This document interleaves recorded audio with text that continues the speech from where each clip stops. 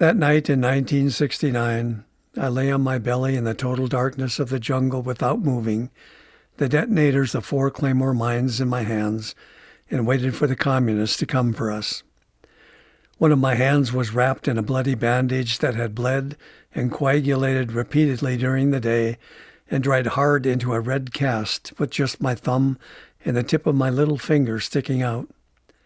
The ends of my fingers were shot off. One knuckle was shot away, and another finger hung inside the bandage by a thread of skin.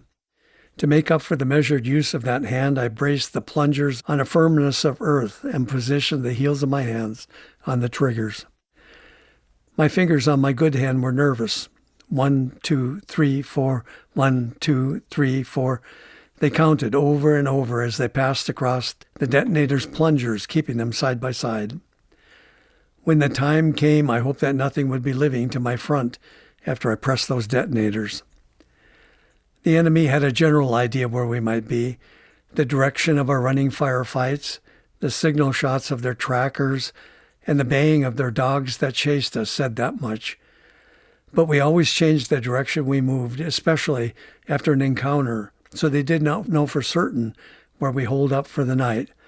But throughout the day, they massed large forces into the area to seal us off. We were effectively surrounded as they concentrated troops and ambushes into the area and constricted our movement. When the North Vietnamese could finally fix our location, they would sweep up our hill where it could be our final battle, unless my claymores cut a swath through the assault and we could fight our way through the cordon. We would evade, ambush, and move over and over until we made it to friendlies. If we could not break out, we would fight in place until the end and hope that help could arrive with fire support from our aircraft.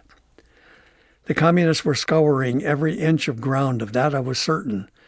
The previous morning we had ambushed and killed 2 North Vietnamese colonels and their escort after a fierce firefight.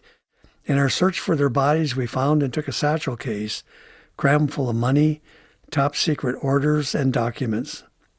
We would later learn that the colonels were the highest-ranking enemy ever killed behind enemy lines by a reconnaissance team.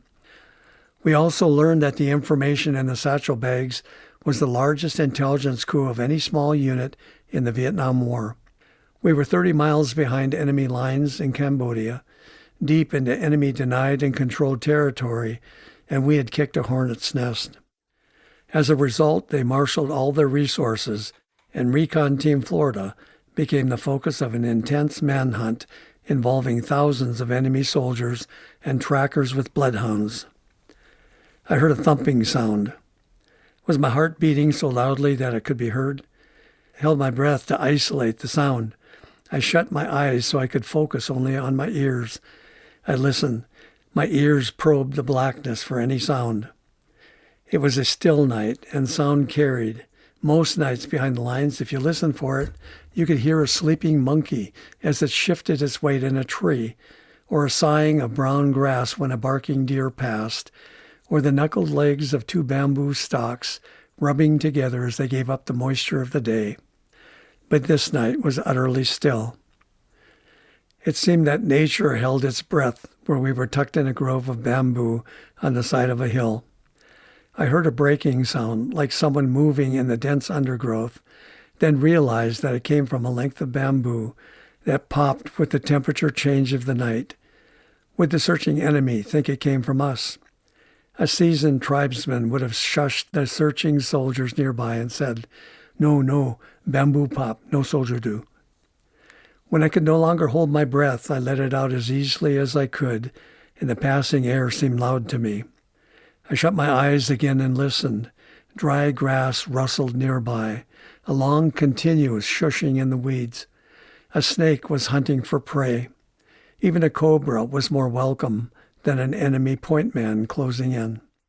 To keep listening to this audiobook, I've left you a link in the description so you can do it, at no cost thanks to Audible's 30-day free trial.